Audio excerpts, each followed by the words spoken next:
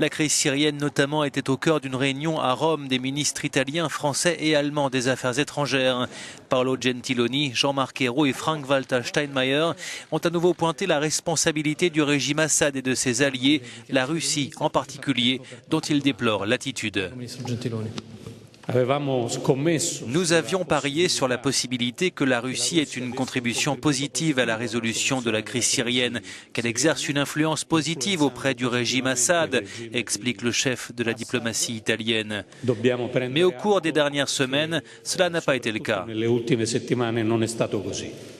La reprise des négociations est la seule solution à la crise syrienne, a insisté de son côté le chef de la diplomatie française Jean-Marc Ayrault, qui rejette pour l'heure l'idée de sanctions contre la Russie. Notre priorité n'est pas de rentrer dans un cycle de sanctions pour des sanctions. Notre priorité et notre détermination, c'est de convaincre, encore une fois, pour l'arrêt des bombardements à Alep et permettre l'accès le plus rapidement possible de l'aide humanitaire et reprendre, comme je vous l'ai dit, le processus politique. Reprendre les négociations pour que cesse le cauchemar des habitants d'Alep et de tous les Syriens, c'est l'appel lancé par le chef de la diplomatie allemande, Frank-Walter Steinmeier.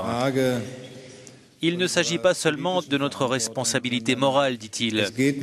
Quand on voit les images qui nous viennent tous les jours d'Alep, les informations que nous entendons, il s'agit aussi de notre crédibilité morale.